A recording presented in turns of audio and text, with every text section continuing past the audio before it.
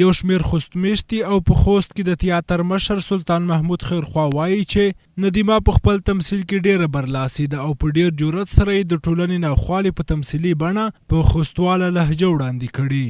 د تمثیل په برخه کې واقعا ډېر ښه هنر یې لرلو او ښه پوهې د ښه لیاقت یې لرلو، ښه ذوق یې لرلو. نو په خاص ډول په محلي لهجه باندې ډېره برلاسې وه، په خوستواله لهجه باندې. یعنې هغه خویندې چې په کورونو کې دي موږ په محلي لهجو باندې ښې پوهېږي، معیاري ژبه سره بلدیت نه لري، هغوی ته ډېر خوند ورکولو د دې لهجې د دې خبرو. په تنګړه کې په خپل رول کې ډېره بریالۍ ده، ډېره کامیابه ده.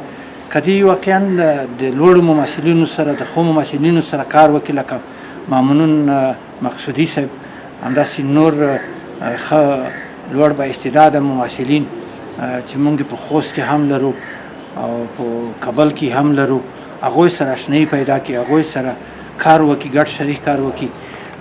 ندیمه خور به په افغانستان کې یوازینۍ خور وي چې ډېره به په خپل هنر کې پرمختګ وکړي او ډېره به پرمخ لاړه شي.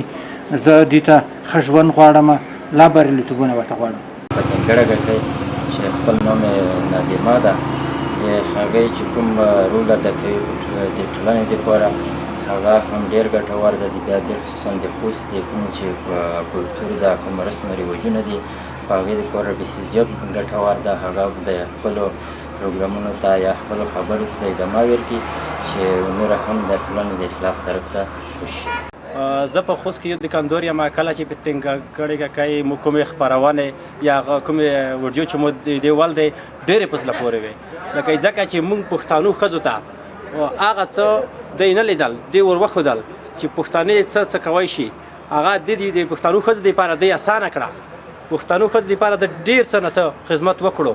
خدای دې وکړي چې نورې ښځې همدغه شی راوځي، همدغه شی خدمت وکړي. شخصا یې مونږ دا اثر کړی کله چې دې دغه ویډیوګانې مو وکتې که نه، نو واقعا چې په منډې ډېر هغه وکړو، تاثیر وکړو. دوی مونږ اول د همدغه شی کوی شي چې مونږ نورې خویندې به لاړې شي کاناډا ته، هلته زده کړې وکړي، هغه زده کړې بېرته افغانستان ته راوړي، دلته لاندې مونږ خویندې همدلته افغانستان کې زده کړي. ټولې خو نشي کولی چې هلته لاړې شي که نه، خو هغې ځای کې کومې خویندې چې لاړې شي هلته زده کړي، دلته به دوی ته درس ورکړي.